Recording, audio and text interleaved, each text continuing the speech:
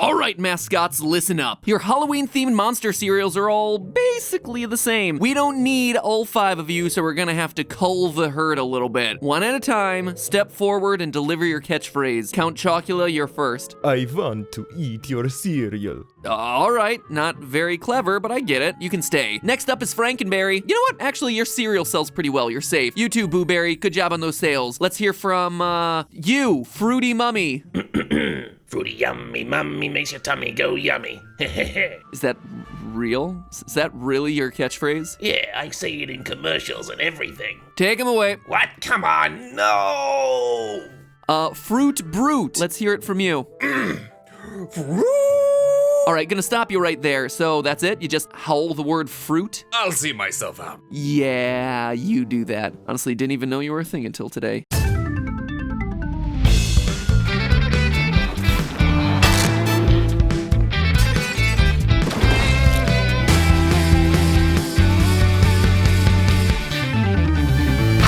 Happy Halloween, Internet! Welcome to Food Theory, the show that's part of a balanced argument. Loyal theorists, I'm not exactly what you'd call a sugary cereal kind of guy. Aside from Apple Jacks, which I'm gonna tell you all about in an upcoming episode, we just don't keep cereals like that around the house, except for the seasonal exceptions. You see, every holiday when cereals roll out their special limited edition flavors, I love testing them out. I'm curious what new sugary concoction they've come up with this time. Christmas Crunch, sign me up. S'mores summer cereal, absolutely. Lucky Charms for St. Patrick's Day, it's just Lucky Charms. And on Halloween, you know we invite Count Chocula into the house. As every sugar-loving kid knows, General Mills' seasonal monster cereals get trotted out onto store shelves every year around Halloween. Count Chocula is probably my personal favorite. He's the mascot of the chocolate-flavored monster cereal that's been a fan favorite since its commercials first hit airwaves back in 1971. Don't be scared. I'm the super sweet monster with the super sweet new cereal, Count Chocula. Despite having 50 years of television commercials under his cape, Count Chocula's backstory isn't all fleshed out. As his oh-so-punny name suggests, he's basically a kid-friendly version of Bela Lugosi's iconic Dracula character, down to the accent, the wardrobe, and the fangs. Well, they're not exactly fangs, are they? Let's just go with his 2 beaver-like front teeth. Count Chocula in the commercials is very proud of his chocolate cereal, and he'll go toe-to-toe with anyone who claims that their cereal is superior, especially Frankenberry, his frenemy/roommate in the Monster Mansion. While they don't see eye to eye when it comes to chocolate versus strawberry, both monsters can agree on one thing: children and cute animals are downright terrifying. Count Chocula. Frankenberry. Hi. Frankenberry. Count Chocula. Meow. Kids love Count Chocula. Kids love Frankenberry, and I love their commercials. So it all seems pretty straightforward, right? Count Chocula is a not-so-scary version of Dracula who sells delicious, sugary cereal to kids. He has no real backstory to speak of, so he's totally uncontroversial. Well, this is the part of the episode where your childhood gets ruined, folks, because we here at Food Theory did some digging. Turns out that Count Chocula does have himself a backstory, and it's been kept secret for obvious reasons. Count Chocula is the product of excessive inbreeding. Yup, and we can prove it. So hold on to your Frankenberries, because this monstrous food theory has got itself some teeth. First off, let me just say, I get it. This is a weird, bold claim to be making about a beloved children's cereal mascot. But it's not like I woke up this morning looking for a way to take down Count Chocula, okay? I woke up like a month and a half ago looking for a way to take down Count Chocula. I'm a guy who follows wherever the facts lead me, right? And in Count Chocula's case, the trail began with his chin. See, over the past 50 years, we've seen Count Chocula drawn in a variety of different animation styles, as you'd expect from any character who's been around that long. But his chin has been a constant throughout every iteration. There's no version of it that isn't long and protruding. Now, this is known as prognathism, the extension or bulging out of the lower jaw. Colloquially, it's referred to as Habsburg jaw because it's most famously present throughout the Habsburg dynasty. And by the way, I'm gonna be spelling Habsburg with a B in today's episode, despite the Habsburg Habsburg with a P spelling that we're used to in the US. Yeah, it does sound like a P to your ear, but actually modern day descendants of that royal line spell it with a B. And you know what? If they're the descendants of that line, I'm gonna trust the way that they spell their own names, so it's good enough for food theory. Now, the Habsburgs were a massively powerful royal house, with territories across Central Europe, Southeastern Europe, and beyond from the 13th century until the Austro-Hungarian Empire fragmented in the wake of World War I. In order to secure land holdings and alliances, the Habsburgs, as well as many other royal families in that region at the time, married strategically. And by strategically, I mean, if you can't trust someone else to do it, you gotta do it yourself. Long story short, these ancestral lines were more incestuous than a YouTuber's working crew. Not like YouTubers are doing it with their family. I mean, YouTubers are doing it with their family. They're working together. YouTubers tend to work with their family and close relatives. That's what I'm saying here. All right, I'm just saying that everyone tends to work with their family members in this industry. And in the Habsburg line, they were working with their family in a different way. Anyway, the result, after a century or 6 of keeping it in the family, so to speak, let's just say the gene pool got a bit shallow, and the genetic disorder prognathism became pronounced. Now, obviously, just because you have a protruding lower jaw doesn't mean that you're the product of inbreeding. I don't want to say that in the slightest. Obviously, there are plenty of examples out there of people with an extended lower jaw that, you know, aren't their own grandfather. But when you look at the details around Count Chocula's character, the story starts to tell itself. Count Chocula's accent closely mimics Bela Lugosi's original portrayal of Dracula back in 1931. I am Dracula. My delicious super sweet cereal, Count Chocula. Lugosi was born in Lugos, Austria-Hungary, which today is Lugoj, Romania. Lugoj has been within Transylvania's ever-changing borders at certain points in history, though today it lies in the Romanian historic region adjacent Transylvania. Because Lugosi used his natural dialect for the role of Dracula, this is strong evidence that Count Chocula hails from the same geographic region as Bela Lugosi, that is to say, near Transylvania, particularly the western edge of Transylvania, closer to the present-day Hungarian-Romanian border. As for Chocula's title of Count, this also ties him to that region. A Count is a title of nobility that generally ranks towards the middle of the royal hierarchy. Not every European country has a title that's equivalent to Count, but both Romania and Hungary just so happen to be among the countries that do. In Romania, the title is Cont, and in Hungary, it's Vicomte. So to recap, the evidence suggests that Count Chocula is a noble who hails from a region with a rich tradition of royal inbreeding,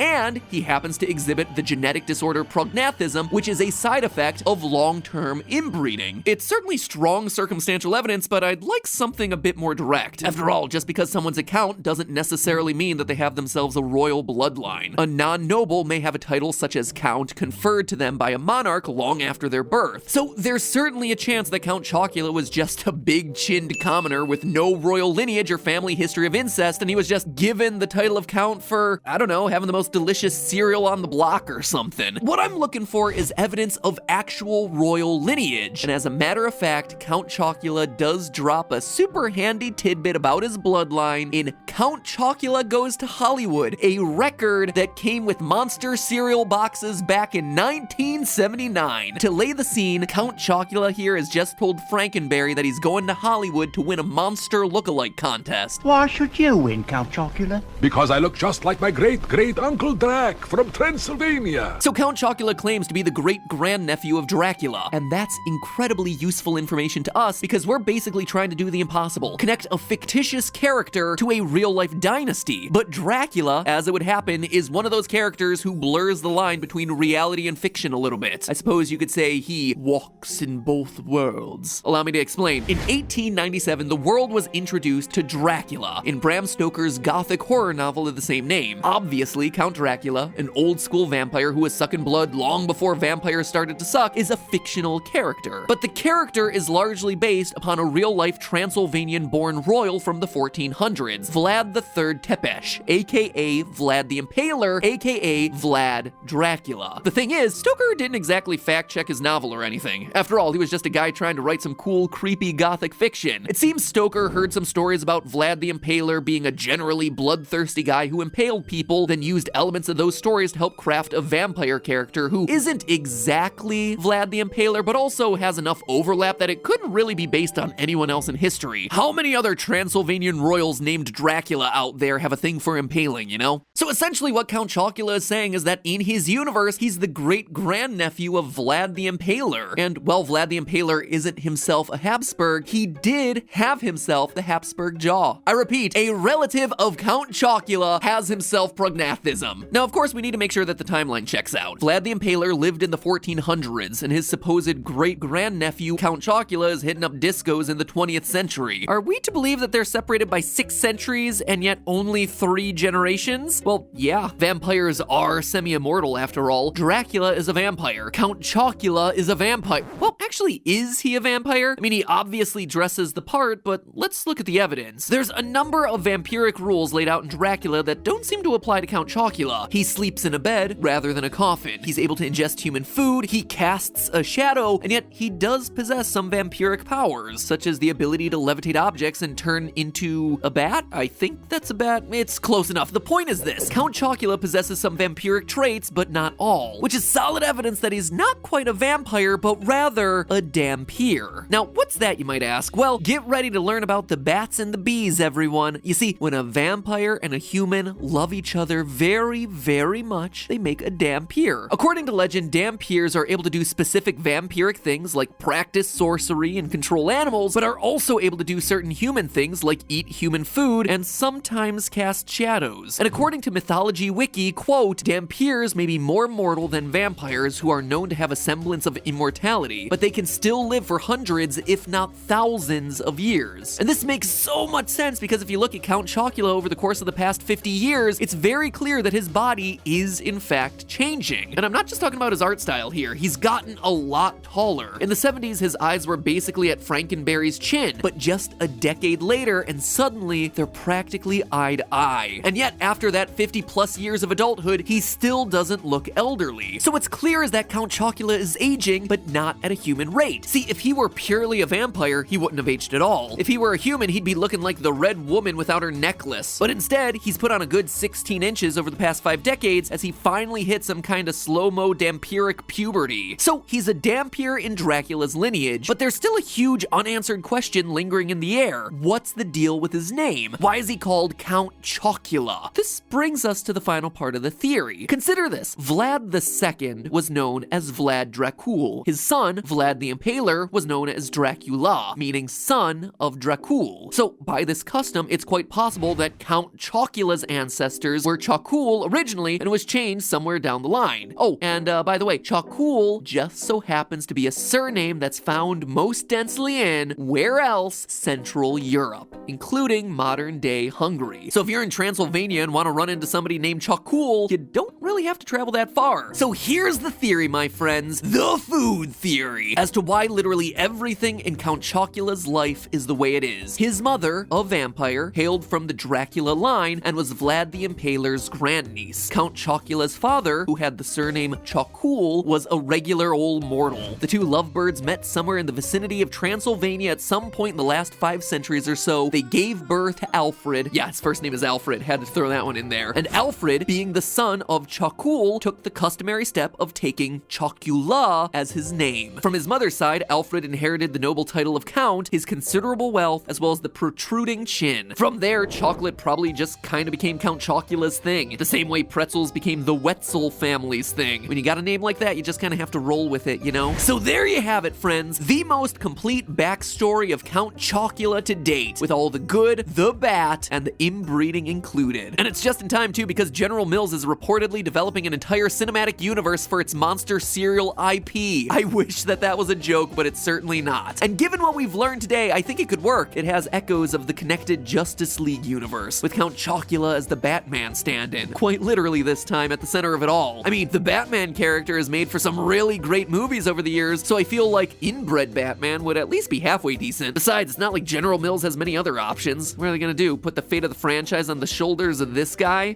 Fruity yummy mummy makes your tummy go yummy. But hey, that's just a theory. A food theory. Bon appetit. Thanks for watching, Theorists. If you enjoyed our deep dive into Count Chocula lore, definitely check out our episode on the Kool-Aid Man. Did you know that the Kool-Aid Man is part of the Marvel Universe? Oh yeah, he is. Anyway, be sure you subscribe to the channel, or if you've already done that, drop a new and improved catchphrase for Fruity Yummy Mummy down in the comments. If General Mills is gonna thrust an entire monster cereal cinematic universe on us, they're definitely gonna need our help to make it suck just a little bit less. I'll see you all next week.